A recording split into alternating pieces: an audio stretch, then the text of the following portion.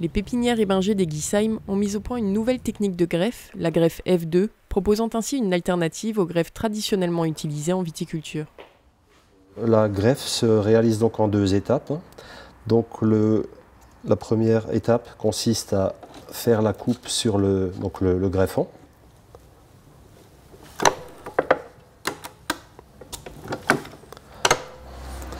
Donc maintenant je fais la même chose sur le porte-greffe. Et donc maintenant je procède à l'assemblage du porte-greffe et du greffon. Donc par simple pression, j'emmanche le porte-greffe avec le greffon et l'opération est terminée.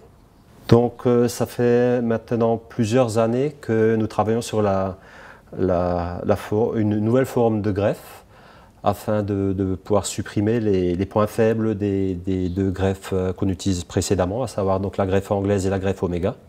Donc en fait, le fait que les soudures ne soient pas symétriques et que ce soit uniquement par un assemblage mécanique, les morceaux sont embranchés les uns dans les autres, et de ce fait, la soudure n'est pas homogène sur toute la partie de la coupe. Alors que sur la nouvelle greffe, la greffe offrante, la greffe est symétrique sur tout le pourtour du pied. Et donc de ce fait, il y a une meilleure cohésion entre les deux morceaux. Les soudures sont de meilleure qualité. Les coupes de cette nouvelle technique, réalisées de biais, respectent les flux de sève des greffons et porte-greffes, là où les greffes Omega et anglaises, effectuées à angle droit, provoquent un écrasement des vaisseaux. Donc là, on le voit, donc la coupe en biseau écrase moins les vaisseaux et se fait dans le sens de ces vaisseaux. La grosse différence lors de la vérification des plans entre une Omega et une F2 se situe au niveau du blocage mécanique de l'Omega qui peut fausser le test de résistance de la soudure. Donc comme la F2 est symétrique sur tout le pourtour de la greffe, quel que soit le côté où on peut tester, on aura le même résultat. S'il y a une partie qui n'est pas soudée, on la trouvera immanquablement. Donc là, on est sur une parcelle située dans le Grand Cru Käferkopf et donc je l'ai plantée ce printemps, au mois de mars, en cépage Riesling.